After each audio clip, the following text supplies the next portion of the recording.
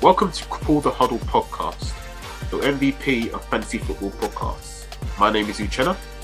And I'm Che. Each episode, we break down what you need to know for fantasy football to help you think strategically for your weekly fantasy lineup decisions. This week, we'll be looking into our starts of the week, and in our featured topic, we'll take a deep dive into the Jets defense and why they've been so successful this season. So without further ado, let's get started.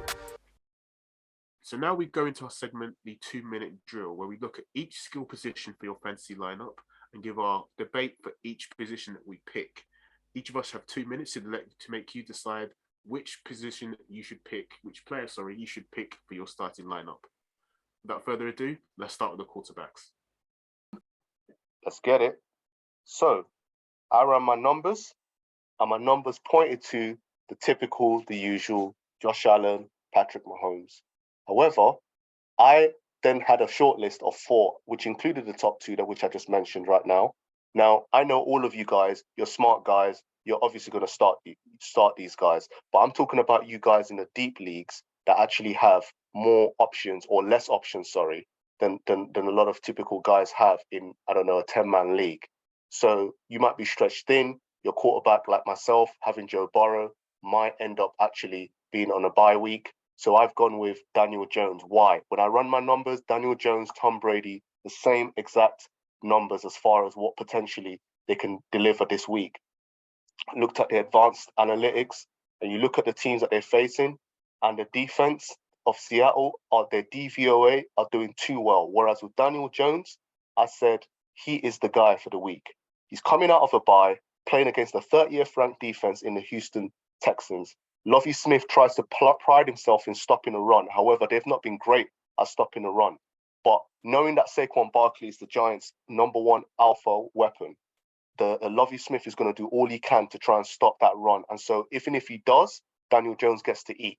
Even if he doesn't, Daniel Jones still gets to eat because Daniel Jones can confuse that defense doing some deliberate designed quarterback run plays, which he's patented during his short career.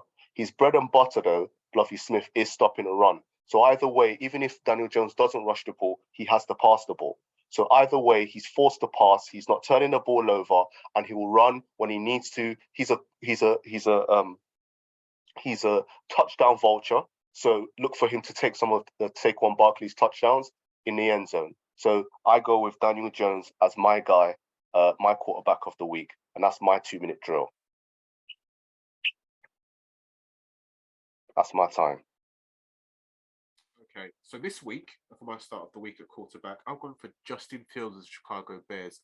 He's actually up against the Detroit Lions. Now, since week 5, only Josh Allen and Patrick Mahomes have averaged more fantasy points per game in the quarterback position than Justin Fields. Let that sink in. Justin Fields has been an elite quarterback over the last 5 weeks. He's actually 11th in rushing yards in the NFL, immediately behind Dalvin Cook, an actual running back. In the same period, Fields has actually grown as a passer, ranking 16th in yards per attempt and 12th in big throw rate. So that's over 50 dropbacks.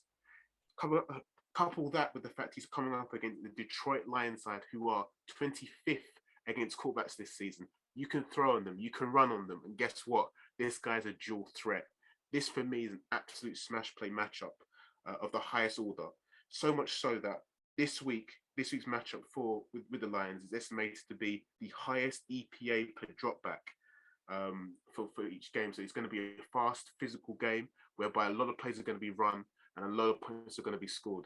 Remember, the Detroit Lions give up the most points in the NFL to everybody, whether it be running, throwing, and to tight ends as well. So that, for me, ensures that he will have an absolutely fantastic matchup this week. And that's why I've gone for Justin Fields.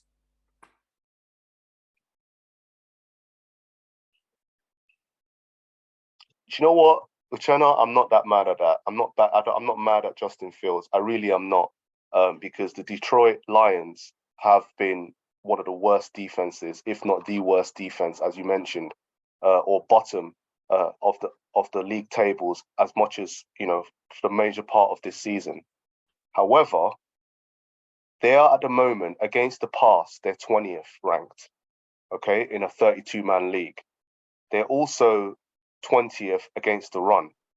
So one would think that the Detroit Lions are having a lot of bad weeks and that they're defensively very bad. But lest we forget that Aaron Rodgers threw 3 interceptions last week, as well as Aaron Jones. They held Aaron Jones, AJ Dillon, and Aaron Rodgers to a combined total of less than 100 rushing yards. So, yeah, I mean, do they hold the run? They held Alan Lazard. Okay, Alan Lazard, whoop-de-whoop. 1 touchdown, 87 yards.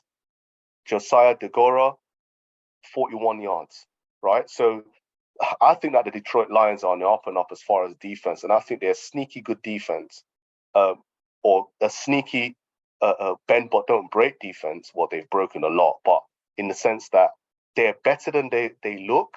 They've just had, if you look at their schedule, they've had Miami, they've had who else have they had? They've had Miami, they had the Cowboys, they've had the Vikings, they've had the Eagles. Their schedule has not been a joke. Yes, okay, they've had some shootout here and there, but they've stopped certain teams, and they've stopped certain teams. Even the Cowboys games, okay, they got blown out, but they only held the Cowboys to 24 points. They couldn't score. They scored 6 points. But was that more of a testimony to the Cowboys defense as opposed to the Cowboys offense? 24 points against this so-called bad Lions team.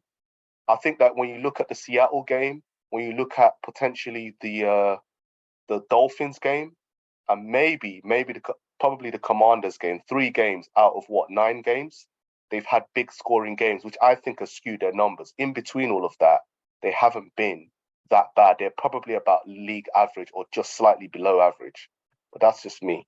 Definitely, no, I definitely concur with everything you said, especially the latter.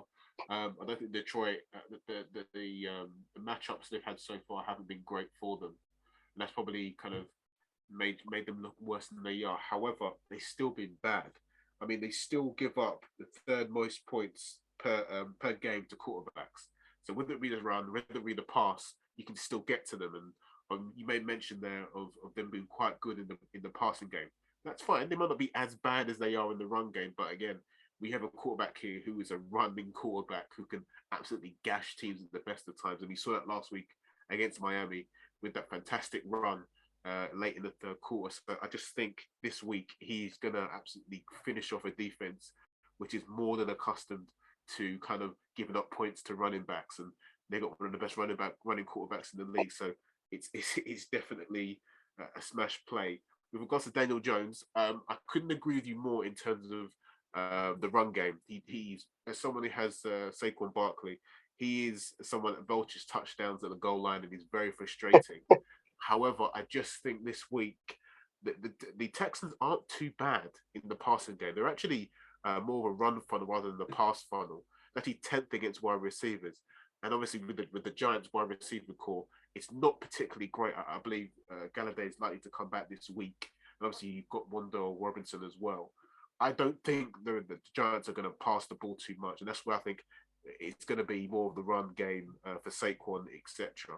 So I just think more points are going to be there on the table for the likes of for Justin Fields, because he can throw it to the tight end.